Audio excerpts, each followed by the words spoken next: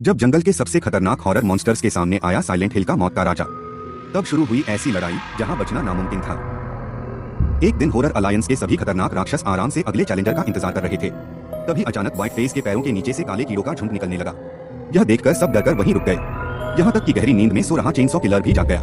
लेकिन अगले ही पल वे सारे कीड़े एक जगह इकट्ठा होने लगे और फिर अंधेरे के बीच सामने आया साइलेंट हिल का सबसे खतरनाक मॉन्स्टर, थ्री क्लॉड हेड। नया दुश्मन देखकर हॉरर अलायंस तुरंत एकजुट हो गया। दोनों तरफ मौत की जंग शुरू होने वाली थी। सबसे पहले पेनीवाइज हमला करने दौड़ा, लेकिन थ्री क्लॉड हेड धीरे धीरे आगे बढ़ा और एक ही बार में कई दुश्मनों को उड़ा दिया। इसके बाद उसने अपनी रहस्यमय शक्ति से फ्रेडी को टक्कर लिया। तभी चेनसॉ किलर गुस्से में हमला करने दौड़ा, लेकिन उसकी ताकत थ्री क्लॉड हेड के सामने बिल्कुल बेअसर थी, जैसे पत्थर पर खरोंच। हालात बिगड़ते देख पेनीवाइज अपने असली विशाल रूप में आ गया। उसका शरीर दुश्मन से दोगुना बड़ा था। उसने अपना विशाल डरावना मुंह खोला और थ्री क्लॉड हेड को निगलने की कोशिश की, लेकिन अगले ही पल थ्री क्लॉड हेड ने अपना हाथ उसके मुंह में डाल दिया और फिर हजारों काले कीड़े पेनीवाइज के शरीर के अंदर घुस गए। कुछ ही सेकंड में उसका पूरा शरीर फट गया। तभी पीछे से जेसन ने अचानक हमला किया और फ्रेडी भी वापस लड़ाई में शामिल हो गया।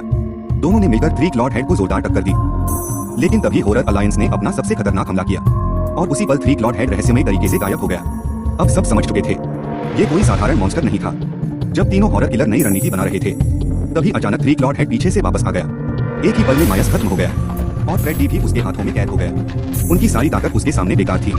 कुछ ही देर में पूरा हॉरर अलायंस आ चुका था। तो आखिर कौन है जो थ्री क्लॉड हेड को हरा सकता है? कमेंट में बताओ। अगर तुम उसके सामने आते तो बच पाते।